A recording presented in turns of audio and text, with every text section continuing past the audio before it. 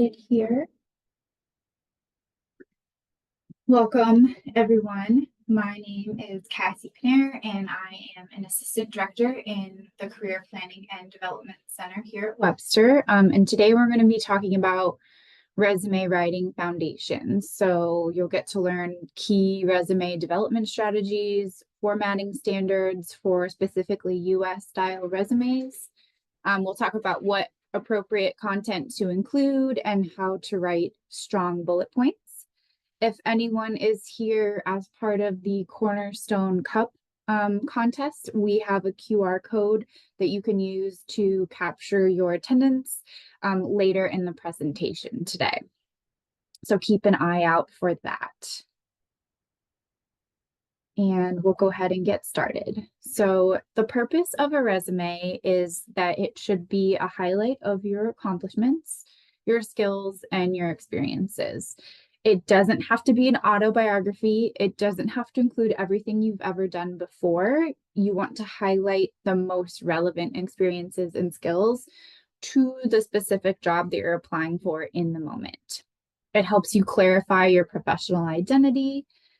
It's used as a screening tool for applicants, and its purpose is to help you obtain an interview. Some people will say that the purpose of a resume is to get you a job.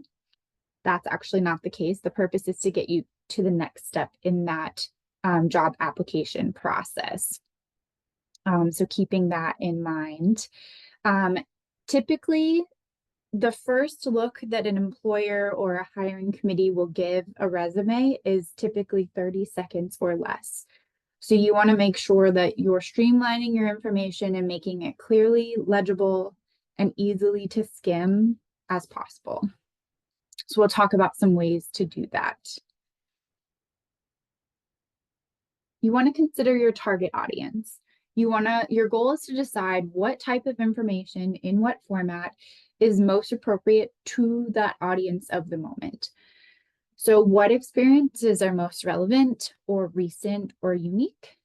What is the most important thing that you want someone to know about you in that specific job application? What has been some of your most meaningful work, maybe volunteer or academic experience? And what are your best strengths and skills that you have to offer? You're ideally tailoring your resume to the job that you're applying for each time.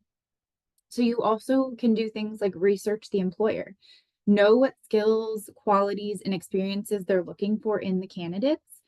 A great way to do this is to read the job description carefully. Look at the qualifications and the skills of their kind of wish list that they're looking for in the ideal candidate.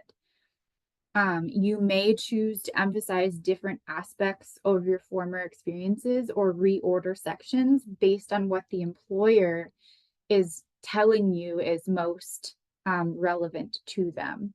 So you may have one main resume document that you take and you edit each time you apply to a different job based on what you read in the job description.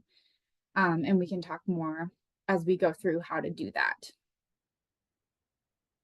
When it comes to asking employers what is most relevant to them, a study was done last year and then put out by the National Association for Colleges and Employers this year on what is like when an employer is looking at two equally qualified candidates, what will have them select one candidate over the other? What do they put an emphasis on? What do they appreciate?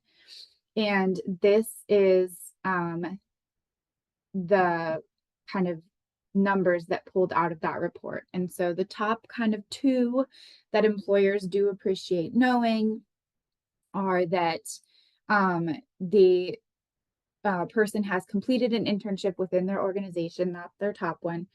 They understand that not everyone can do that, but as someone who has completed an internship within that organization will ideally know the company culture, different like memorandums and ways that things are done. So that's kind of why they appreciate that the most. They understand not everyone can do that.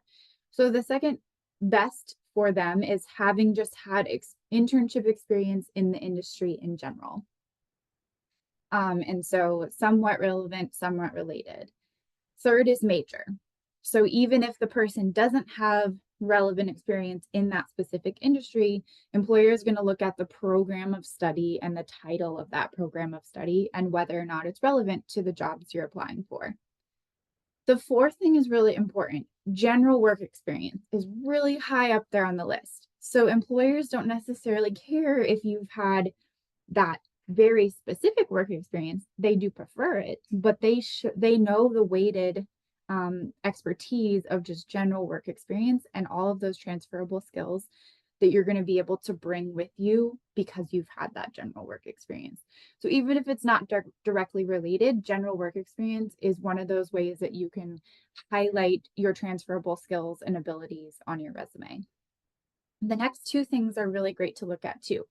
Having held a leadership position before, having been involved in extracurricular activities like clubs, sports, student government, things on a college campus. If you don't have any of those top 4 categories, which most of you will have the topic of study be relevant, but if you don't have any of those other top 3, like general work experience or experience in the industry, employers still value your experience as a leader and your experience in these extracurricular organized activities on a college campus. So keep that in mind and find ways to get involved so you can add some of those things to your resume if they're relevant. So the experience section of your resume tells the reader what type of experience you have that makes you qualified for a specific position. And so you want to highlight those relevant experiences. Select ones that demonstrate your strongest transferable skills, like we just talked about. And those are the skills that you develop and transfer in just a general work setting, and you can take those to your future employment settings. Some of those skills are tangible skills like software, technical equipment, language skills, those kinds of things. And so when you're looking at your relevant experiences, they can come from a variety of different directions. And so, like we just talked about, if you don't have the full or part-time or internship experience, on-campus student employment is something you can put on your resume. Significant involvement in those extracurriculars like student activities or community organizations, any like projects that you've done in your spare time or prior, either like for class or on your own, is great to highlight. Leadership and athletics roles, different papers you may have written, or research experience that you've been able to present at conferences. All of those things can find its way onto a resume if it's relevant to the position you're applying for. When it comes to specifically US style resume, there are certain things that you want to avoid. So these may be relevant to other countries around the world, other ways of applying, but for US style, we strongly encourage you to not include a photo and not include that personal identifying information. So don't include those government ID numbers, your citizenship information, your family information. Leave all of that off. That's your personal private info. If an employer needs some information like your address or your birthday or different things when you're applying or when you're starting a job, they'll ask you for it, but it doesn't belong in a resume. You don't need a declaration of honesty in the US, and we don't encourage the use of references or the mention of references on a resume at all anymore. So if you say references available upon request, we actually will tell you to remove that as well. If an employer wants references, they will ask you for them, and you should upload them on a separate page from your resume with the information they're asking for, or they'll have a form where you can type that information in the application. You also don't want to list just hobbies and interests. Those are different than involvement. Involvement is the most professional way of kind of showing maybe a little bit of personality, but hobbies and interests just seem a little bit haphazard. So if you really like chess and you like to play chess and you want people to know that about you, join the chess club. and then put that in your involvement section as member of Webster's Chess Club, rather than just listing, I like to play chess. It's a little bit more succinct and it's a little bit more professional that way. So we discourage just listing those hobbies and interests without any context or without any of those involvement participation things. When it comes to formatting, these are some things that you want to keep in mind. You want to keep your formatting consistent throughout. You want to make sure that your font size is anywhere from a 10 to 12 point font, and you want it to be legible. So you want some of those professional looking formats, Arial, Times New Roman, Times, those types of fonts. Your name and your headings can be slightly larger, but typically the rest of the information you want in that 10 to 12 point font range. So 10 or 11 or 12 or 10.5 or things like that. The layout should be well organized. Your reader should be able to quickly pick out information from the different kind of content areas of your resume. We typically do not recommend the use of a template. Resume reading software can immediately identify these formats, and they sometimes limit your ability to change the content and the style of your resume. And sometimes it's difficult for that reading software to parse information out of some of those more difficult to navigate templates. So that's why we recommend not using them. We'll show some examples in a minute of ways that you can just create your resume in a Word document in the best format possible. You do want to limit your resume to one page. If you have a few years of relevant experience, you may go longer into that second page, but you shouldn't go over that second page. And so keep that in mind as you're listing things out, and also keep in mind that an employer doesn't spend a ton of time reading. So you want your most important, most relevant information on that first page. You have to be okay with them maybe skipping over that second page entirely. So keep that in mind. For your margins, you can have anywhere between 1-inch margins all the way around or half an inch. So something as small as half an inch all the way around. That is a great way to save some space and to fit more on one page, but you shouldn't go less than half an inch because then it could get cut off if it ever needs to get printed. We've talked about font size. You want your dates to be on your resume on the far right side of the page from the information you're listing. You ideally want the month and the year. For education, you don't need a range. You just need your end month and end year, even if it's future. For your jobs or your projects, you maybe want a range of this month and year to this month and year, and you want that consistent throughout. So if you use numbers versus spelling out the month, you want to keep that consistent throughout your resume. You want to include your job title, the organization that you worked for, the location of where that company was, and the dates for each of your employment listings or experiences. And you want to make sure that important information is easy to find for those who are reading it and skimming through. You want to make sure you use your space effectively to keep your resume balanced, professional, and easy to read. So you don't want to fill the entire surface with information, but you also don't want to leave chunks of white blank space either. So some enhancements that you can use to bring attention to certain parts of your resume that you want to highlight can include tabs or bulleting, bolding, capitalization, or italics. So I'll show you some examples of how to use these, but not overdo them in these next couple of pages here. So these are our resume samples. You can see how this person is using bold to title their, using bold to title their degree that they are seeking. They're using italics for the title of the university, and they're leaving it at that because those are the two most important pieces of information. And you can tell when the one type of information changes and goes into the next. Same here, they've bolded their title and they've italicized the location of where they worked. Bolding is typically a little bit better than like doing something all caps. That feels like yelling in font format. And so these are some ways you can use those kind of specializations without overdoing it.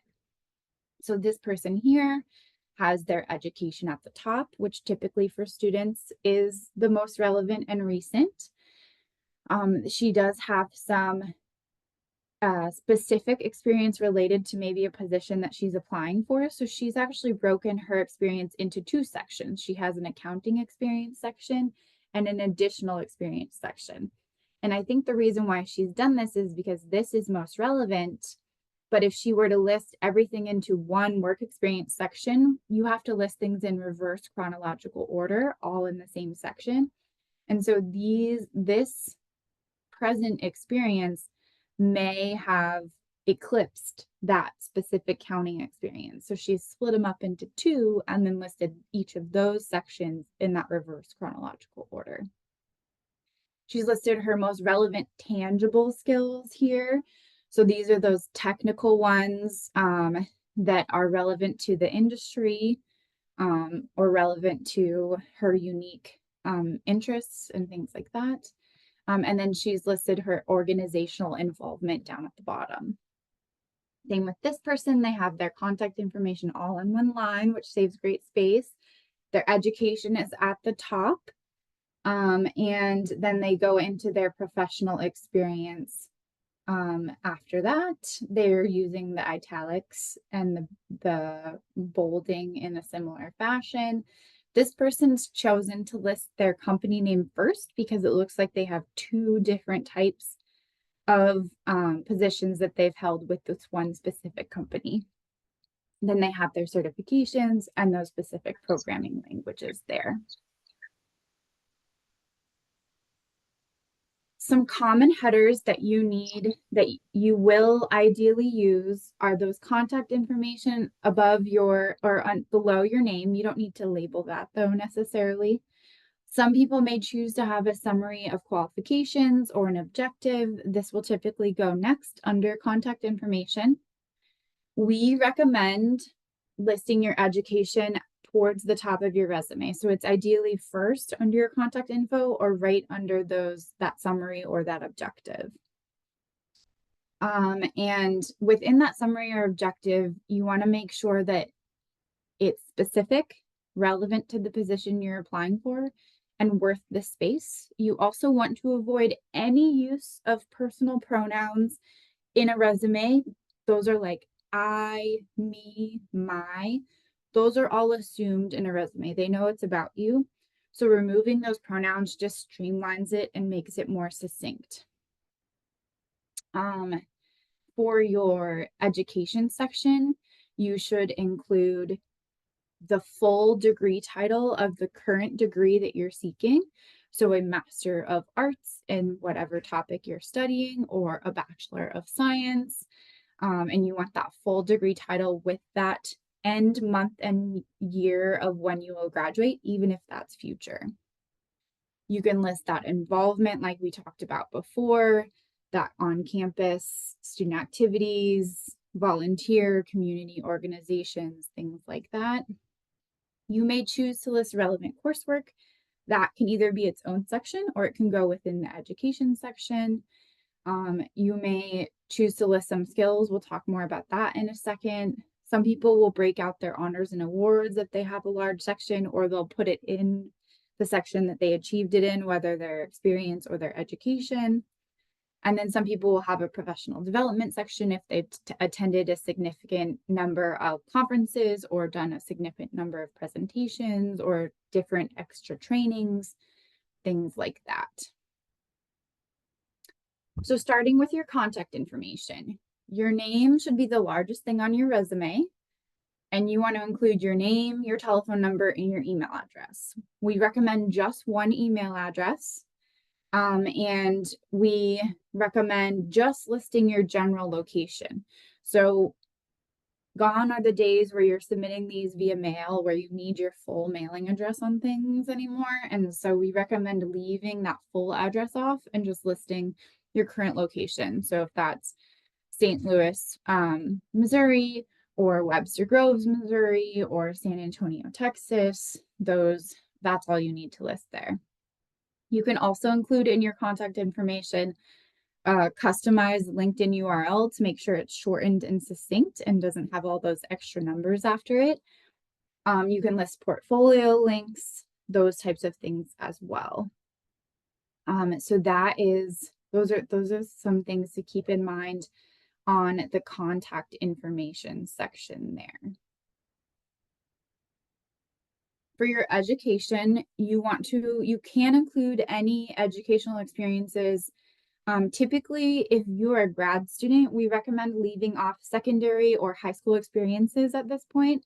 If you're a brand new freshman, there's probably going to be some more relevant high school experiences that you have more recently. So you can leave those on, but as you go through your college experience, the high school experiences will tend to drop off as you make room for more of those more recent collegiate experiences. Again, you list everything in reverse chronological order. So the current degree that you're seeking should be at the top of the education section. You want to include the name of the university or college that you're getting this degree from, the location, so the city or state or city and country of where you are receiving it or received the previous ones. You want the full formal degree title, like I said, so Master of Arts in Graphic Design or Bachelor of Science, Biology, and then that expected completed date. So May 2025 or December 2026, that's when you will list so that employers get some context on where you're at in your program, when you can expect to be done, that kind of thing. Some other things that are optional to include are the GPA. If we say anything higher than a 3.0 is impressive and you can include that. If it's less than that, it doesn't need to include it. You can leave that off entirely. If you have any study abroad experience, you can list that in an education section. You can choose to list any educational honors and awards in the education section if you don't feel like you have a chunk to break out into its own award section. And you can also list out relevant coursework. So this is just a simple list of classes that you've taken that may be relevant to the positions you're applying for. For the experience sections, they don't have to be paid for you to include them on your resume. So if you have volunteer experiences or unpaid internship work or just like project experience you've done on your own, you can include that. So keep that in mind. But for each one, you want the job title, the organization that you worked for, the location, either city, state, or city, country, and you want the dates for each experience, and you want that date range with the month and the year. You don't need the exact date, like May 21st, 2024 of when you started or when you ended, but you do need that range so that if the employers are asking for, 1 year of prior work experience and you have 3 months here and 4 months here and 3 months over here, they can add that up and say, okay, you do meet this requirement. You can divide your experiences into different categories, depending on how you want to sort things, what you want to be most relevant at the top. So if you have really specific IT experience, you can make that your own section that's more relevant to the positions you're applying for versus maybe some customer service or like on-campus work experience that could be a little bit different. You still want to list those because they have those transferable skills, but they're not as relevant as that other IT experience. You can list a volunteer experience section, all of those types of things. Just keep in mind that each section has to be in that reverse chronological order with the most recent jobs first and the oldest jobs at the bottom. And then you can kind of customize your resume. So these are kind of some optional things that you can include in addition to the other ones that we've talked about. So that summary of qualifications or objectives, you can move those headers around and name them different things. You can change the order of the different sections. You can choose which experiences you want to include and which are not relevant and maybe you don't have room for anymore. We'll continue to talk about the skills and the specific tangible skills in a second. And then we'll talk a little bit more about how to make your bullet points as strong as possible. So for the skills, if you have a skills section on your resume, you want to be focused on those technical, tangible, and or language skills. So something that you, like a software system you're familiar with, or computer program, or different things that are very specific to that industry. And you want to list what's relevant based on the job description. Those more transferable skills, those other ones that we've been talking about, like communication, leadership, attention to detail, those are great things to have. But if you just list them in a list without context, the employer can't really verify whether or not you have them. And so it's better to list those transferable skills, those soft skills, in your bullet points with context on where and when and how you use them, rather than just in that list format. That list format should be reserved for those technical or language skills. So keep that in mind.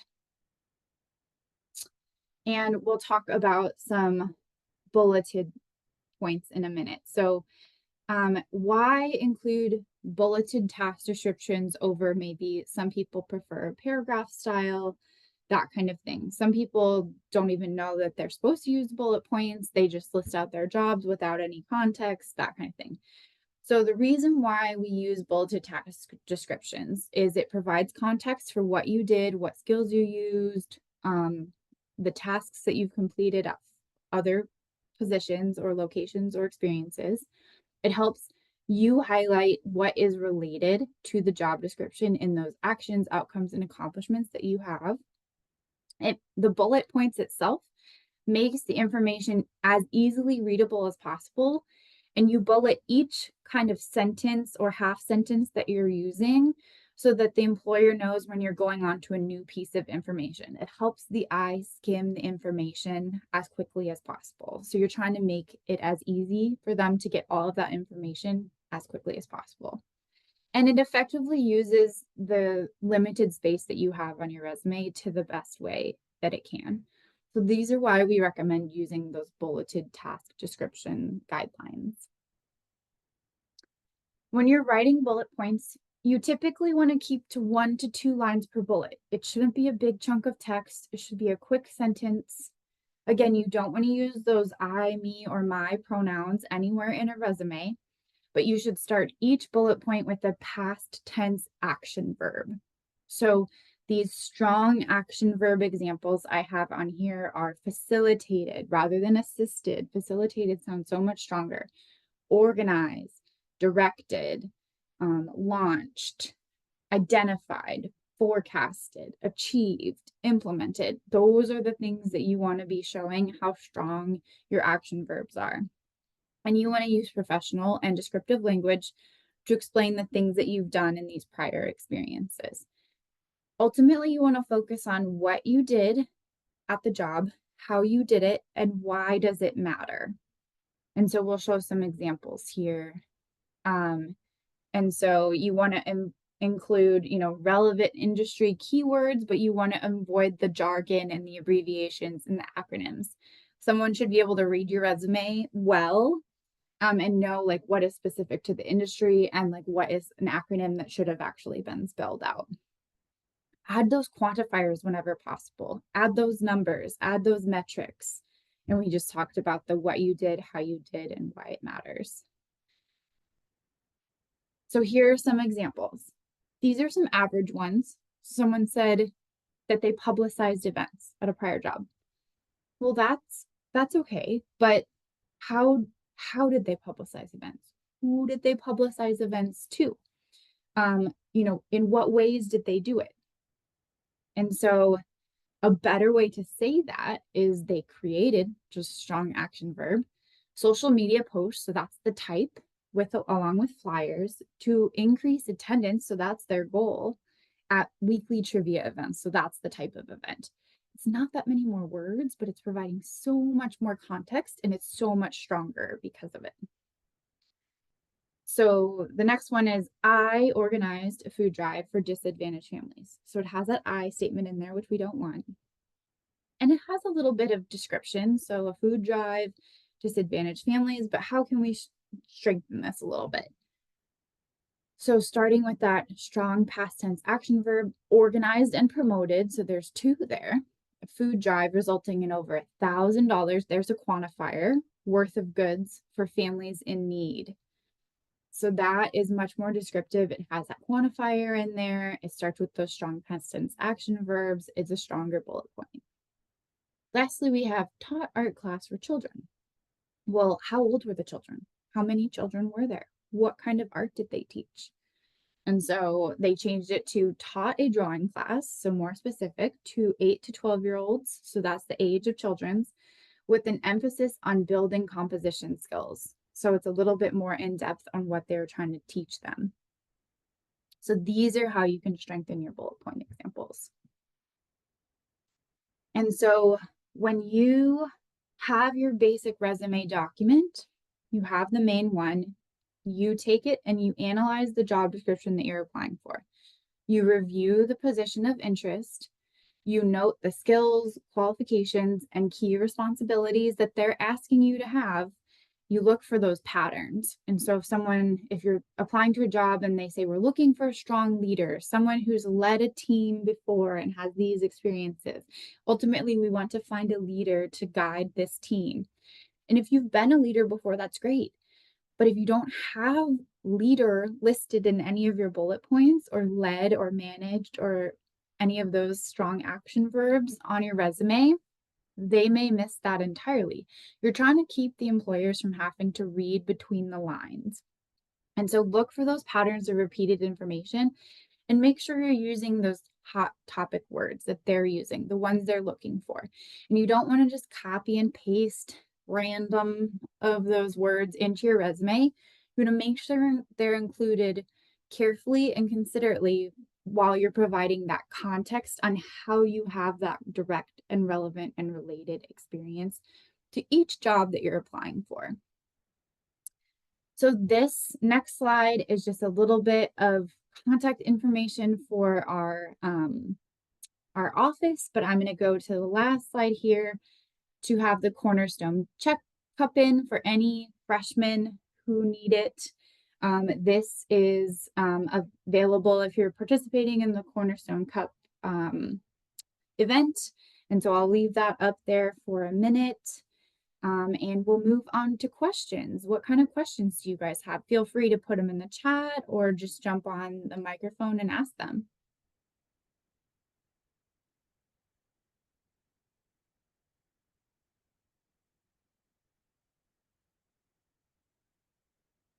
Any questions today?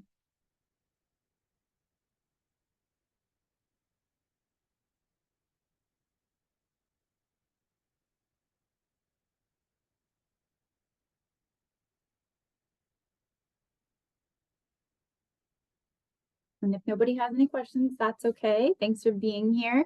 Keep an eye out for our upcoming events that we have coming on later this fall. They're all posted in Handshake as well as involved at Webster.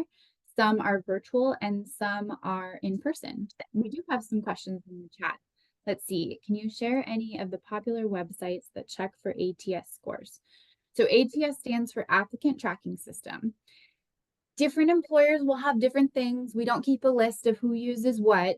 Typically, those larger companies that have to parse through more applications will find it beneficial to purchase that applicant tracking software. It doesn't mean that all the big companies have it, and doesn't mean none of the small ones do, but that's typically how it goes. And the best way to get through that applicant tracking is to make sure you're using the relevant kinds of words that the employers are looking for, those skills, but with that context in mind.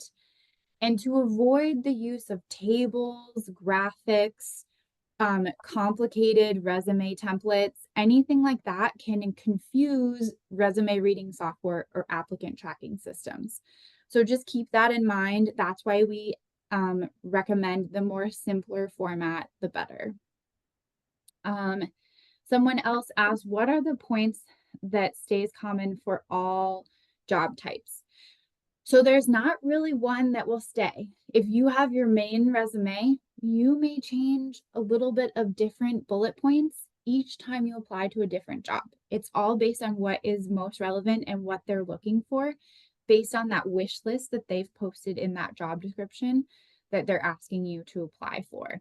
So you may change a little bit each time and you may not change the same thing each time. And so that's why it's great to have that starting place, but then carefully read each job description carefully, because your resume may, change and evolve as you go through each application that you submit.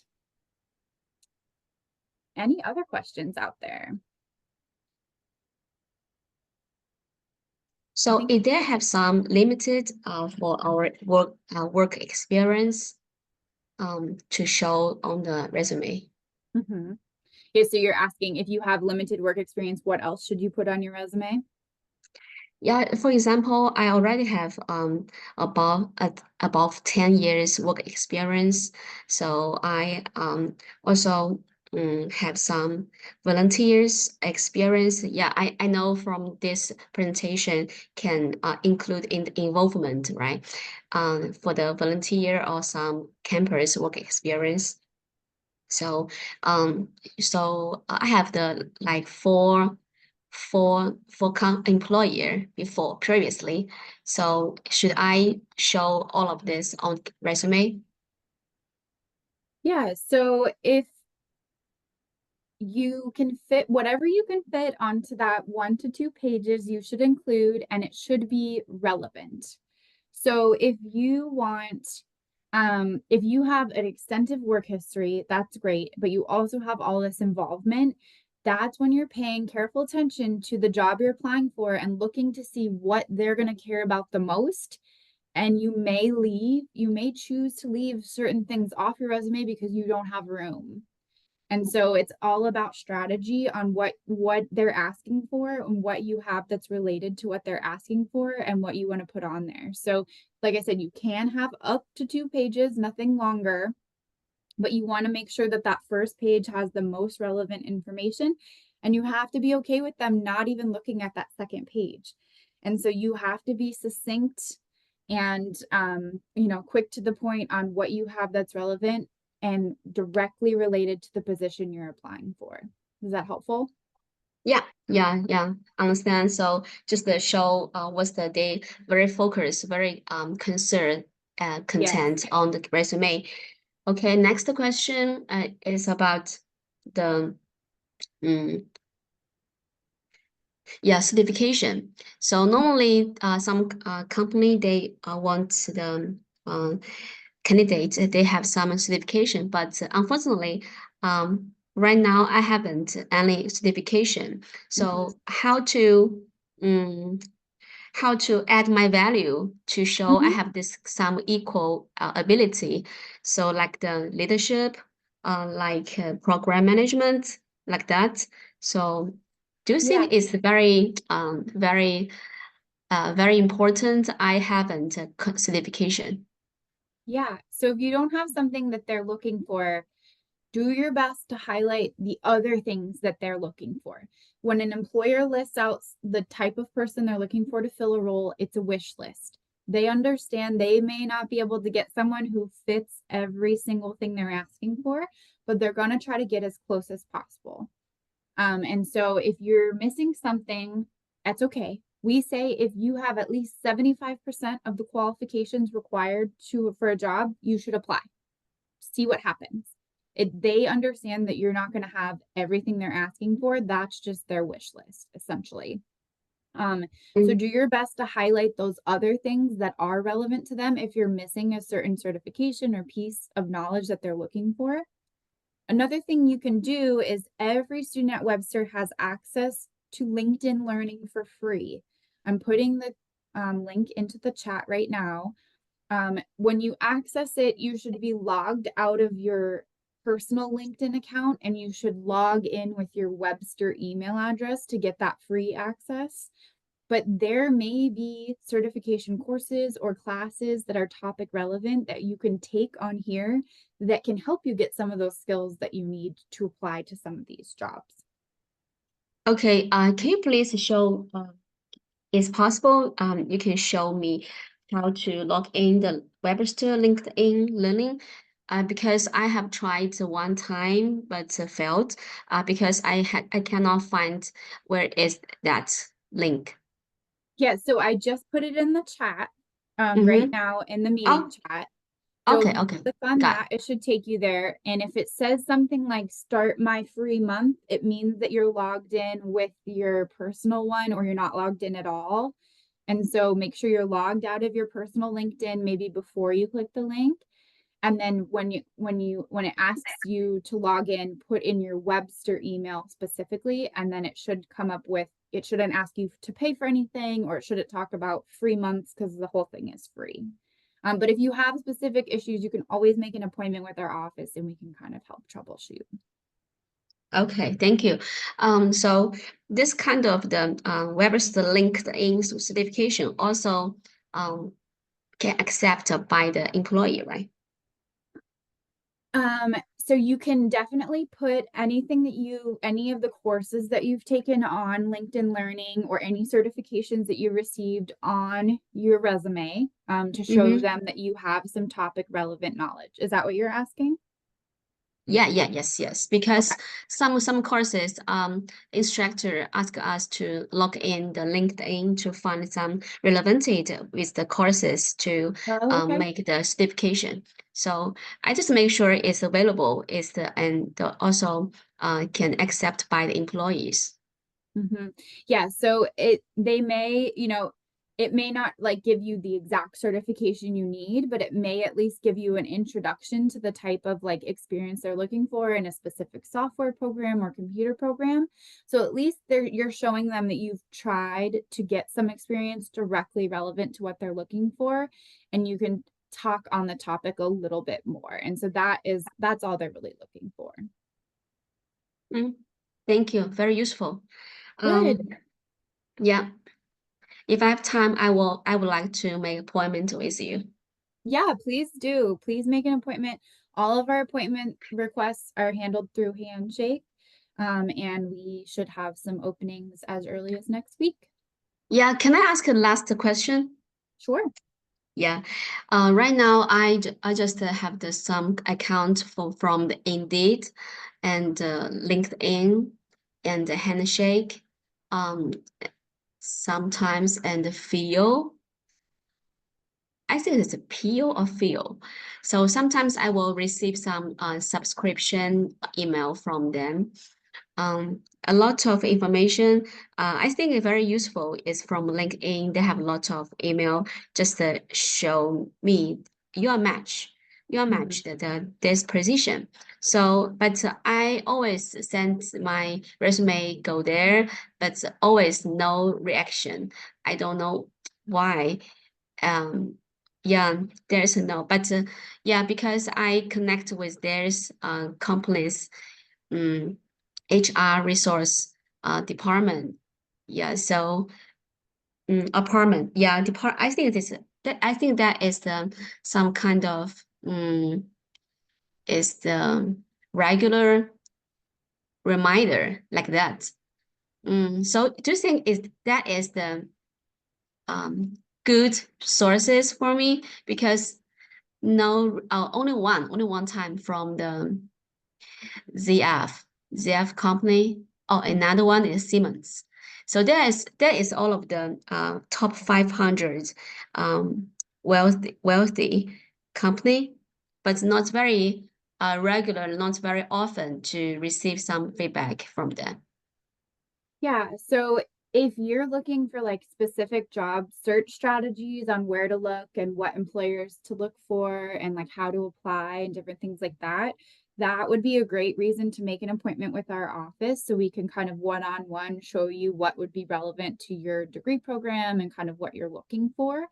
We also have some more general presentations coming up later in this fall on how to search for job and internships coming up for spring 2025 or summer 2025. So keep a lookout for those events that we're hosting later in the fall, or make an appointment so we can kind of walk you through individually some different search strategies, ways to connect with employers, things like that.